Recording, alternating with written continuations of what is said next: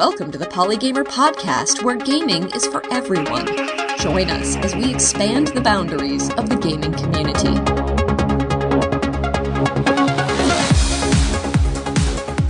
Hello and welcome to Polygamer Podcast episode number 74 for Wednesday, January 17th, 2018. Happy New Year. I am your host, Ken Gagney, and here to kick off a new year of the Polygamer Podcast is guest Joseph Bein, president and creative lead of Out of Sight Games. Hello, Joseph.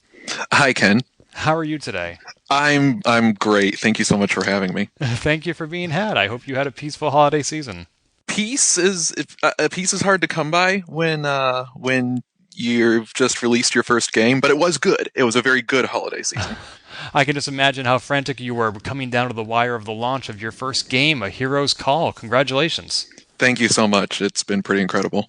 Now, you said this is your first game. What is your history or experience, if any, with game development? Personally, actually none other than this project. The engine developer, Ian Reed, who is amazing, by the way, he has done some development of smaller scale audio games in the past. But when he reached out to me asking if I'd like to work with him on a project he was thinking about, that was my introduction to the crazy world of game development. So were you one of the developers? Did you bring yourself up to speed by teaching yourself programming, or did you have other contributions to make?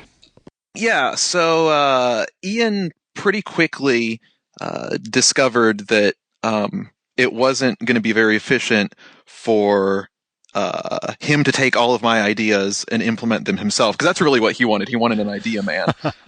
So he started teaching me the rudiments of programming, and that led to really me learning from him and then teaching myself as I'd say, oh, well, now I want to do this. Well, let's see if I can figure out how to do that. Probably led to a bunch of really messy, terrible code that any respectable programmer would look at and weep. But yeah, that's I guess that's kind of how it went.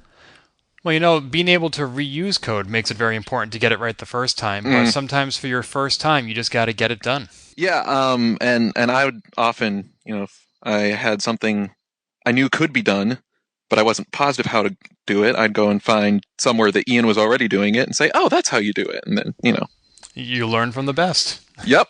How long did it take you to create this game? I know your Kickstarter ran just 1 year ago. Yeah, we really started talking in, I want to say, June of 2013. So it's been about 4.5 years. Wow. Now, granted, I mean, that's weekends and evenings, but still, it's been a long road. So like many indie developers, this is something you're doing on the side. Yeah, absolutely. Gotcha. So your Kickstarter ran a year ago. You're already about 3.5 years into the game development at that point. What were you looking for funding for at that point? At that point, really, our one goal was to raise funding to be able to hire some voice actors to voice the dialogue of the game. That's something that blind gamers haven't had yet, is a game with a really character and story driven game with fully voiced dialogue, and that was one of the few things that we couldn't do on a shoestring budget. Right? There's only so much of their time and a talent that you can ask artists like that to donate. So how would you describe this game? I've seen it online. It's called a fantasy-themed turn-based strategy RPG. Is that correct? Yeah, that's a fair descriptor. Really, it is, I would say, a spiritual successor to a lot of your sort of classic console fantasy RPGs. So it's got the turn-based combat like you'd find in Japanese RPGs on, the Nintendo or whatnot, but then featuring first-person exploration through a dynamic but living game world. So some accessible RPGs that have been made before would be more of what you'd think of as a procedurally generated dungeon crawlers, that sort of thing. Whereas A Hero's Call really is, you're dropped into a world that already exists, and you're gonna role play your way through it. Now, you've mentioned the word accessible, and that's something we've talked about on this show before with guests from Able Gamers and Special Effect. But for those who have missed those episodes, roughly what is accessibility in gaming? Absolutely, yeah. So I guess in the simplest terms, accessibility in gaming would be ensuring that players with any degree of physical or cognitive ability are able to have a full and rewarding experience with your game. Our initial focus with out-of-sight games is accessibility for the blind. Specifically, this is a game that can be played and currently must be played without any graphics, purely through audio. So how does it work to make a game for audio only? How does a game like that get played? What sort of inputs does one person use, or what sort of signals can the game convey? Yeah, absolutely. There's a variety of techniques that can be used, and that really depends on the game and the needs of the game. In our case, some of that is handled by audio cues provided by the game, specifically to alert players, say, to change in terrain. So if I'm walking along a wall and then there's an opening to my right, I'm going to hear a sound off to my right that indicates there's that opening or there's a door. Text to speech, so conversion of on-screen text into spoken text that's read by SAPI or by a screen reader. And then just creating a soundscape with auditory landmarks, things that players can orient themselves to as they're exploring and listen to those things in the soundscape and use those navigationally. Those really, I'd say, are the main factors for us. Sounds like a game that's best played wearing headphones. It is, though, unlike some audio games that have been released in the past, especially some of the better ones, I would say, released for mobile devices, you can actually play A Hero's Call without headphones. Most of what you need is stereo. So long as you're playing with a stereo speaker setup, you can do fine. The game also sounds, if I say so myself, pretty killer in 5.1 surround. I'll have to keep an eye out for some Dolby headsets. You talked about how you have voice actors for the dialogue, but this is a strategy game, and usually strategies involve, in my experience, a lot of clicking, a lot of menu-driven action. How do you replicate that without visuals? Yeah, so currently all of the menus are voiced by a text-to-speech engine. If users have a screen reader that is compatible, then they can use their preferred screen reader. If they don't, Windows has a SAPI engine that is built into Microsoft that provides text-to-speech. So the computer will essentially read out that text to you. For sighted gamers, that can be pretty disconcerting, not being used to listening to SAPI, and it's that robot voice that nobody's quite happy with. But for blind gamers, I mean, that's really very, very little difference between that for them and simply reading text on a screen for you. And what is SAPI? SAPI, what is it? I think it stands for Speech API. It's essentially Microsoft's default text-to-speech engine. So this is used by something like JAWS, for example? Yeah, JAWS wouldn't use SAPI. JAWS would use a different voice synthesizer. SAPI would be what if you activate Narrator on Windows, which is the built-in screen reader in Windows. SAPI would be the voice engine that's being used. Gotcha, okay. What was your motivation to focus on making a game specifically for this audience? Ian, the engine developer, and myself are both blind. We actually both grew up sighted and grew up playing mainstream games and thoroughly enjoying them. And then we both lost our vision to the point that we can't engage with that medium anymore.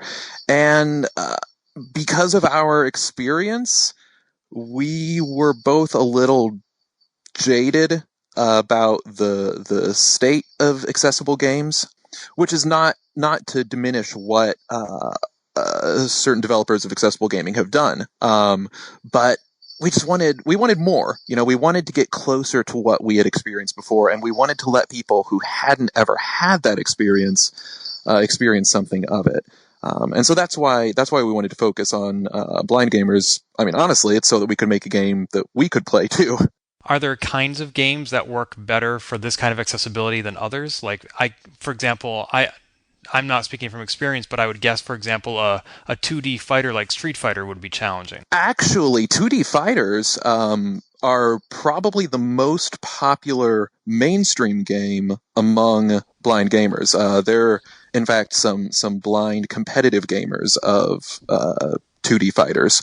And the reason being that everything in a 2D fighter is represented in a stereo field acoustically, and most 2D fighters have unique audio cues for different moves. So if you're really good enough, you can tell someone doing a high punch, a low kick, based on their vocal sounds. And so 2D games in general, side scrollers, fighters, that sort of thing, tend to be what you see the most of in games made specifically for the blind, because it's the easiest to pick out something from the audio soundscape if it's just, or am I going to my left, am I going to my right? 3D is the challenge for purely audio-driven gaming, just because human beings aren't particularly good at detecting height through sound, so it's difficult to represent that in a non-visual way. Yeah, I can imagine that games like Overwatch, Call of Duty, etc., now that you describe it that way, would not translate very well. Yeah, and some of those games have a little bit of what I like to call accidental accessibility, which is when a good detailed sound design provides an accessibility opening. For example, I've never played or attempted to play Overwatch, but I know some blind gamers who do. I don't know how well they do. I expect navigating is a challenge because of the nature of the maps.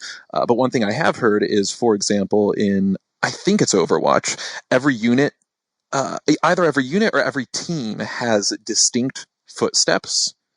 So you can actually tell by the sound of a unit's feet who they are and whether or not you need to be shooting them. Interesting things like that. But in terms of actually navigating the map, yes, that's far more of a challenge, which is part of the reason that 2D fighters enjoy a decent bit of success with blind gamers, is because you don't have to worry about navigating a map. You're just going back and forth, left to right. How do you tell if a game is likely to be accessible other than just trying it? Sadly, that's about all you can do. Sometimes you learn from experience. If you know what the game is about, that's something that's been an ongoing topic of discussion among those in the gaming industry who are advocates of game accessibility. Is how do we? Is there a way to create standardized accessibility ratings similar to how a game might have an ESRB rating? That's a challenge, though, because often accessibility it's not cut and dry. It's situationally dependent, and there aren't a lot of simple checkboxes you can check.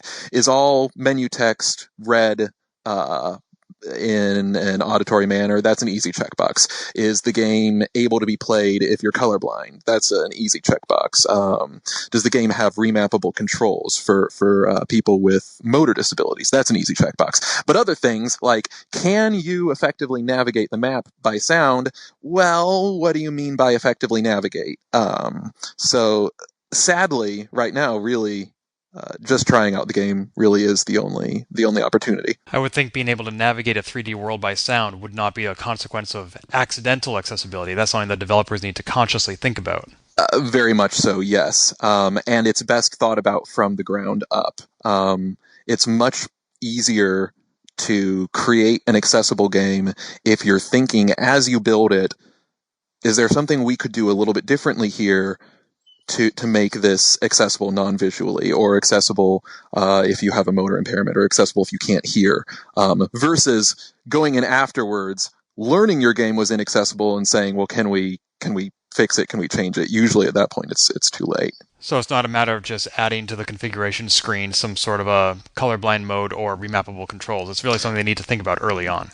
Right. And some of those things can be added in afterwards, and really anything helps. A really great example, NetherRealm Studios, I mentioned there are some competitive blind gamers, and one gamer was actually at a tournament for the game Injustice: Gods Among Us, and got to dialogue with the developers, and they went back, and I believe this may have been the first accessibility mode in a AAA studio release. So the first specific accessibility toggle for blind gamers. And it was a very simple thing. They just added in a little audio cue that would play when you were near an interactable element of the map, because there wasn't any auditory feedback for that in the game. Really small thing, but a huge deal for blind Injustice gamers. So that can be done, but it's definitely better to do that, and to do it organically, and to do it in a way that honors the vision of the creative team, if you're thinking about it from the start. That's a great example. I mean, that's a very small thing that can be added, but it's something that they hadn't thought about. And once they realized, they were able to go back and add it and expand their audience. Well, that's exactly right. And, it's a toggle. You turn it off, it's not getting in anybody else's way. And you turn it on, and suddenly there are people who can engage more fully with the game and be on more even footing with the rest of gamers, especially in a competitive setting. Could you give me another example of a game that our listeners might know that is a good example of being accessible? Accessible for what audience in particular? Visually or non-visually accessible, or just another good accessibility story? In this context, let's talk about visual accessibility. All right. Like, what are some games that you really enjoy? The reality is, I people ask me what games I play, and I say, besides A Hero's Call, because I don't find myself having time to play. There are a couple of iOS games, I believe they were for Android as well, from a developer called Something Else, and these games weren't originally designed with the intent of being for blind gamers, but they were designed as audio-only games. The games were called Papa Sangre 2, and The Nightjar, and they were a sort of audio horror experience. Really, really fantastic games in terms of sound design, in terms of the way they sort of engross you in a story. I think those games may be getting discontinued. I'm not positive. I think I remember reading something about that, which would be really tragic if they are. But that's another really good example. I know with the recent update to iOS 11, hundreds of thousands of apps broke. I'd hate to hear if those were some of them. It would be. It'd be a shame. Plus, I mean, in The Nightjar, the narrator is Benedict Cumberbatch. In Papa Sangre 2, you get to talk with Sean Bean. I mean, you can't go wrong with that. Wow, that's an impressive lineup. Yeah, they have higher profile voice actors than we do. Well, your first Kickstarter was 10,000. Next time, go for 100,000. That's right. Interactive fiction or text adventure games made with Twine or Inform, those are probably pretty accessible. Yes. Text adventures, game books, that sort of thing are very popular among blind gamers for that exact reason. And iOS, does it have a text-to-speech converter built in? Yes, it does. In fact, I believe every Apple device does come out of the box with a fully featured screen reader. I think that's true of every Microsoft device now as well, which is a good thing. Have there been any games that we talked about how you need to just try a game to find out if it's accessible, but did you go into any games with the expectation that this game should be accessible, and you ended up being disappointed? Personally, I haven't had that experience. I expect that it's an experience that... oh, no, you know what? Actually, that's not true. And I'm going to cycle back to iOS, just because by nature of the way that Apple does their UI, if you use the tools they give you, often games can be accessible without the developer intending it. So sometimes I'll come across something and go, oh, I should try this out. And we were at the Game Developers Conference or convention, whatever GDC stands for, this last year, and heard about a game, and my wife became immediately addicted to it. It was called Reigns. We'd actually been at a presentation by the developer. Very simple little, they call it a binary choice RPG. So essentially the game is just presented through, you have a series of scenarios or people from your kingdom come up and ask you questions, and you just choose one of two options, yes or no, usually. And so I thought to myself, well, goodness gracious, there's no reason this game couldn't be accessible. Just give me, have the text of the question and the text of the selections exposed to the screen reader, and tried it out. And sadly, the interface, since they were using a custom graphic interface, just didn't expose anything to the screen reader, which was a bummer. Oh, that's too bad. Were you able to bring that up to the developer's attention? I didn't get a chance to engage with them personally. I actually kept an eye out. Well, I didn't keep an eye out. My wife kept an eye out for them the rest of the time that we were there, and we never saw anybody. But we did shoot them a tweet and an email. I don't remember if we got any response, but I don't think anything ever came of it. We talked about Twine and Inform, and then you just mentioned that this game, Reigns, was using a custom engine. What engine did you use for A Hero's Call? The engine for Hero's Call was built from the ground up. Yeah, see, people say, wow. What they should say is, oh, I'm so sorry. That's led to more headaches than we would have liked to have. But unfortunately, when we started the project, there really wasn't any major game engine that was even remotely accessible for a blind developer. And so for Ian to do what Ian wanted to do, he really just had to build it from the ground up. I believe there may be some plugins now that bring some screen reader accessibility into Unity. I'm not positive about that because that's really not my department. But yeah, we haven't named it yet, but once the engine has a name, then I can tell you what engine we used. So I was going to ask you, for developers who want to make visually accessible games, what engine do you recommend? But it doesn't sound like there is one that's recommended other than Unity with plugins. Yeah, well, if it's a sighted developer, they can really use whatever engine they want. I know that Microsoft makes it very easy to interface with things like SAPI for having text spoken. And like we discussed, if you just think about sort of universal accessibility from a design perspective from the beginning, how do we build accessibility into our soundscape? How do we build accessibility into our control scheme? So forth and so on. That can be done in any engine.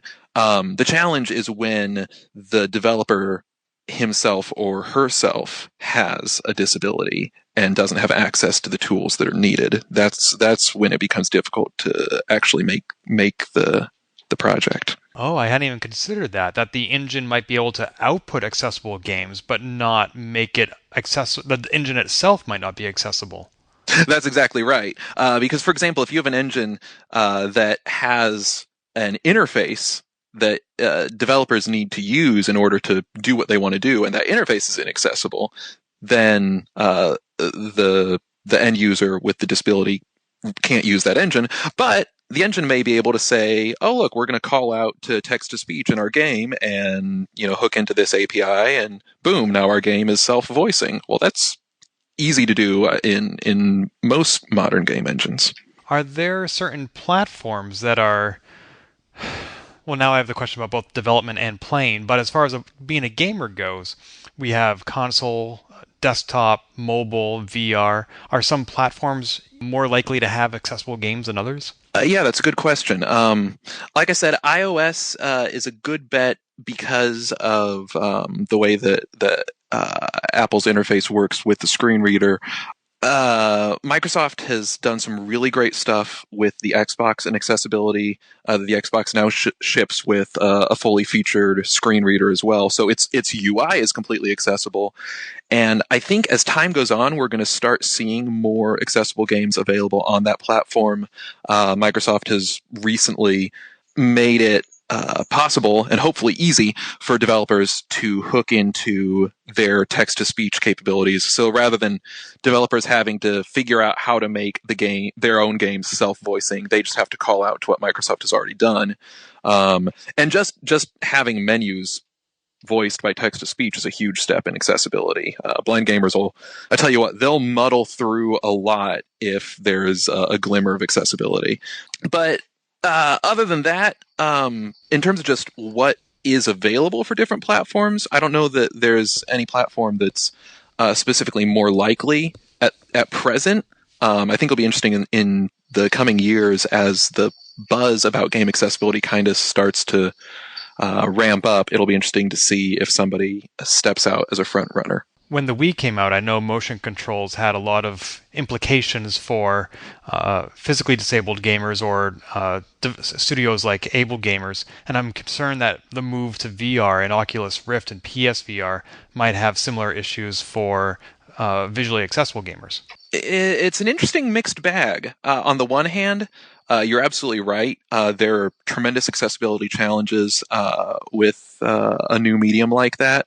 On the other hand, the move toward VR has re-energized interest in really good spatial audio, because if you're in a virtual world, things need to sound like they're coming from where they are in the game world, which has huge implications for advantages for non-visual accessibility. And there is, there's talk in the industry. This issue is becoming more and more visible and more talked about. And last year was the first year of the Game Accessibility Conference, which took place concurrent with GDC, and they're doing it again this next year. And I know that at GDC last year, and I believe at Game Accessibility Conference and GDC this coming year, there are some talks about accessibility in VR. So it's definitely something that people are thinking about. And what has prompted that watershed moment where this is finally becoming something that people are thinking and talking about? There are some really incredible people in this industry who have been advocating the cause of disabled gamers for a long time and putting a lot of themselves into it. And I think, somebody put it to me this way at GDC last year. He said, when you're steering a ship, like one of those great big sailing ships, think like a pirate ship or whatever, you see the guy turning the wheel, and he's just spinning the wheel and spinning the wheel and spinning the wheel, and it doesn't look like the ship's moving at all, but he has to keep spinning that wheel. But then, once the ship starts to turn, there's no stopping it. And he said he feels like that's what's happening with accessibility in gaming. That people have been spinning the wheel and spinning the wheel and spinning the wheel, and the rudder is finally starting to turn. That's a great metaphor, and it's also very encouraging and optimistic. It is. We went from a couple years ago where you had maybe one or two little talks at GDC about accessibility, and they were like, the small talks from the small fish. Last year at GDC, you had talks about different areas of accessibility, whether that's visual accessibility or accessibility for gamers with motor impairments or auditory accessibility. You had talks from players like EA and Sony and Microsoft. So there's definitely a change in the temperature when it comes to accessibility in gaming. There's a long way to go. There's a very long way to go, and part of that is just because it's such a big, complex, difficult thing. But that tide feels like it is moving. And would you characterize these big studios as making the moral decision to do the right thing and make their games more accessible? The cynic in me says, well, no, they're just trying to expand their user base. But as I've engaged with some people from these studios, I got I've spoken to people when I was at GDC last year. I got the chance to interact with some people involved with accessibility at Microsoft and at EA. Some other areas. The reality is the people who are pushing this, they're so passionate, and they are pouring so much more into this than the company is ever going to get out in terms of wider market. They're doing it because they care, and they're doing it because it's important, and they're doing it because they love games and they love gaming, and they hate the idea that there are people who can't access that. I mean, I love that response that there are people who are passionate about this. They may have some personal connection, or their lives may be touched or affected by it in ways that we don't know about. But at the end of the day, it is also, as you mentioned, still a business. Yeah, absolutely. And it's a good business. I mean, it's a good business move. You can look at the numbers of people with disabilities, and there's this vast market out there of people who aren't buying your game because they can't play it. And as Americans get older, well, not just Americans. I mean, it's not just an American thing. As people get older, and you look at the number of age-related disabilities, and we're starting to see a lot more older gamers because people who grew up as gamers are now getting older. Those gamers are going to need accessibility considerations if they're going to continue gaming. And for developers who want to expand their audience and make their games accessible, especially from a visual aspect, what sort of advice do you give to developers who want to do that? Talk to disabled people and find out what they want and what they need.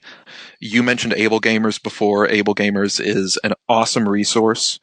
You know, any local disability advocacy organizations are going to be a good resource to get developers in contact with actual real human beings. When it comes to blind gamers, audiogames.net is a great place to interact with blind gamers and hear their stories and hear what they want and need. And it's always, I tell you what, it's always so encouraging when sighted developers post on audiogames.net and say, hey, I'm new to this whole accessibility thing, help me figure it out. And I can't say enough about Game Accessibility Conference. That is, I think, going to be a huge thing for the movement of game accessibility. And if people want to learn more about how they can make their games more accessible, why they should make their games more accessible, what goes into that, that's a one-day conference, right? The Monday of the week of GDC. That's an awesome thing. And you get to rub elbows with lots of neat people. So I'd say those are some places people can start. Excellent. I'll put links to all those in the show notes. Now, before we wrap up, I want to circle back around and talk some more about your own game, Hero's Call. How has it done since it was released? It's doing really well. It's a difficult question to answer just because we don't have like much of a bar to measure it against, with it being our first release. And it's the best game you've ever released? It's the best game we've ever made. It's done better than anything we've ever made before. But people love it. Man, you know, it's one thing to make a game you're proud of, and that you can enjoy and that you think people will enjoy. But I tell you what, there aren't probably many developers who will have the experience of reading, you know, multiple emails saying, I've literally been waiting my entire life to play a game like this. I've wanted an experience like this as long as I can remember. I don't think you can put a price on that. And I mean, don't get me wrong, our release, it's our first release, and it's had its share of bumps, and there's still some stability issues we're hunting down. It's amazing how much you find once your player base multiplies exponentially. But stuff like that just makes it all worth it.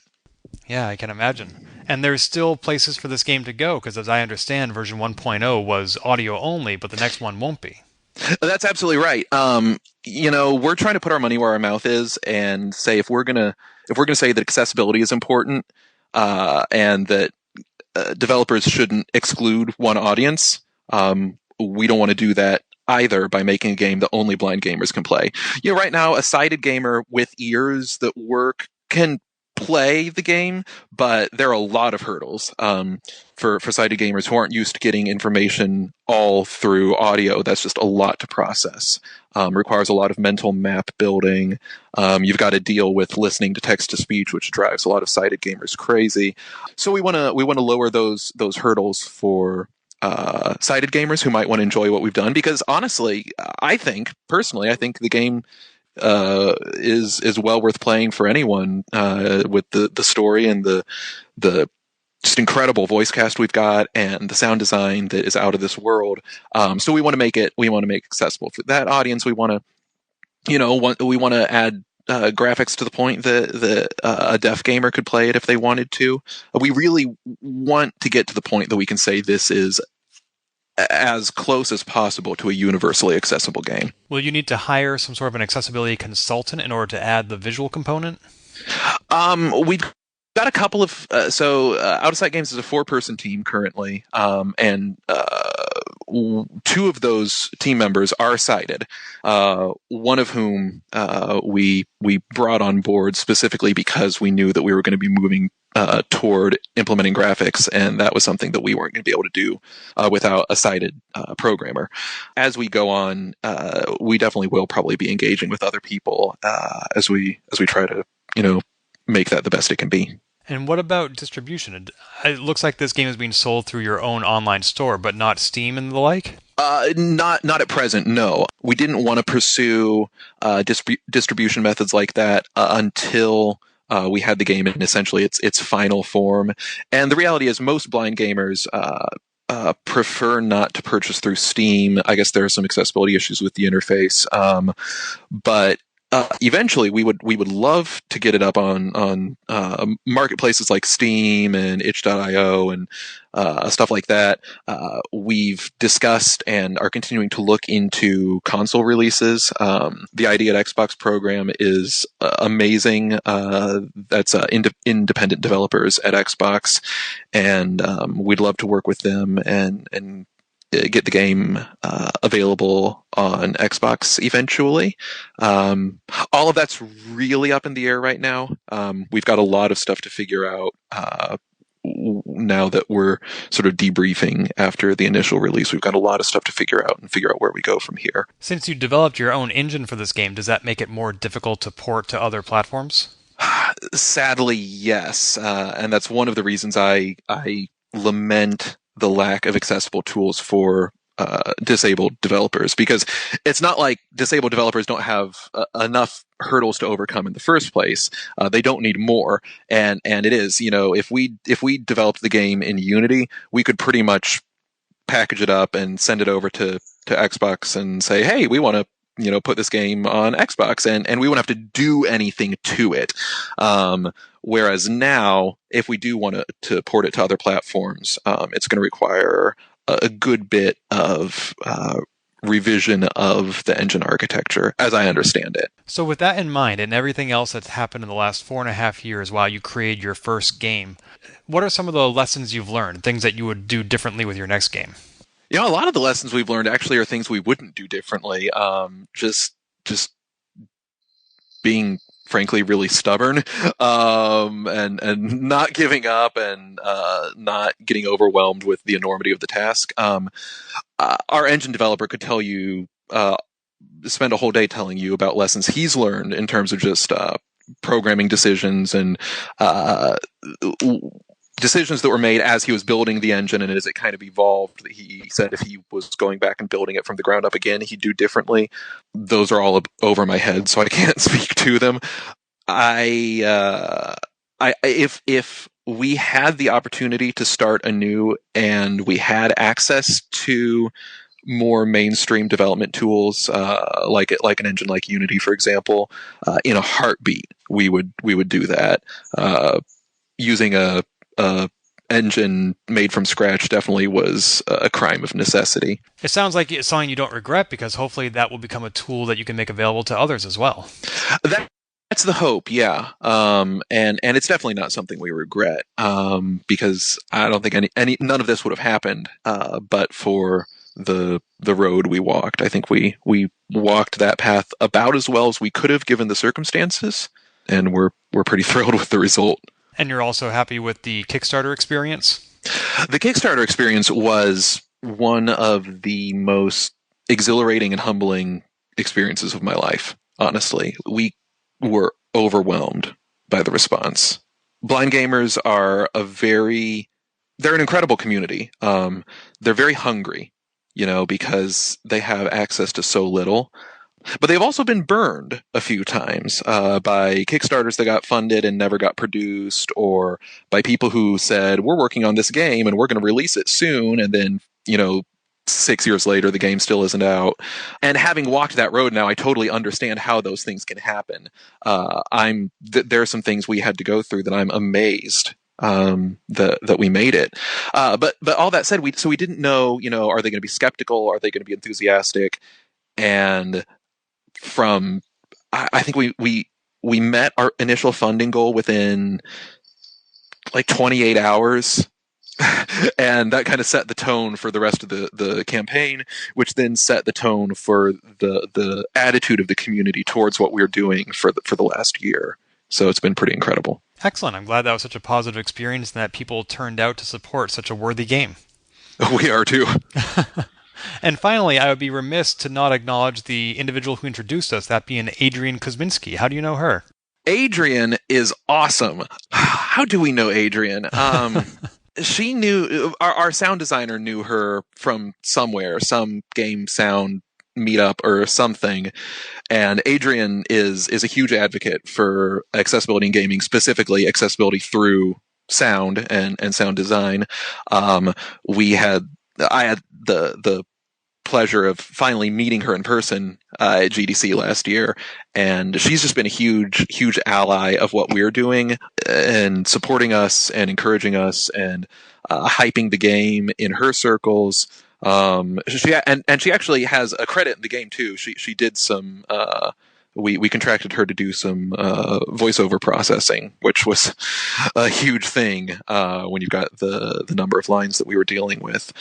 So yeah, Adrian is pretty awesome. And honestly, when I talked earlier about the people in the industry who are putting so much of themselves into spinning that wheel and getting the ship to turn, Adrian is right up there with them. Oh, excellent. There will be a link in the show notes to her website, smashclay.com. And also, I think you may have attended her game accessibility conference talk called Breaking the Sound Barrier, How Game Audio Can Improve Accessibility. Yes. In fact, we were pleasantly surprised with a shout out in that talk. Didn't know that was going to happen, but she's getting right to the end of it. And she's like, "And this game's just got funded, and keep an eye out for this." We're like, "Oh, hey, I've heard of that game." Wonderful. I'll also include a link to her talk because it's now up on YouTube. Yeah, it's well worth checking out. Fantastic. So there is so much more we could talk about accessibility and game development. Is there anything we overlooked that simply must be included here? Probably. It's such a big thing. And just in thinking about A Hero's Call, there are so many people to thank, and I wouldn't even know where to start. Everybody who's been involved in this project, from the voice actors to our sound designer, is a legend. The man is incredible. The community of blind gamers, the community of sighted gamers who have taken interest in what we're doing and are supporting it. Just everybody involved. But I guess at the end of the day, it's just people need to talk about this. People need to know that there are gamers out there who are blind, and there are gamers out there who are deaf, and there are gamers out there with motor disabilities, and they want to play games. And they don't just want to play games that are, little something or other that somebody threw together quickly and cheaply for them. They want to play the same games that you're playing, and they want to share that experience with you. And the more people realize that, and the more people have conversations about that, I think the faster we're going to see that become a reality. I hope to see that happen, and I hope that podcasts like this can help make it happen. So remind our listeners where they can find you and your wonderful games online. Yeah, absolutely. They can find just about anything they need to know at www.outofsightgames.com. They can also follow us on Twitter at outofsightgames, all of those words beginning with a capital letter. Yeah, those are really the two best options. The game can be purchased directly from outofsightgames.com. Fantastic. And there will be links to all those in the show notes at polygamer.net. Joseph Bein, President and Creative Lead of Out of Sight Games, thank you so much for your time. Thank you so much for the opportunity to chat with you. This has been Polygamer, a Gamebits production. Find more episodes, read our blog, or send feedback at polygamer.net.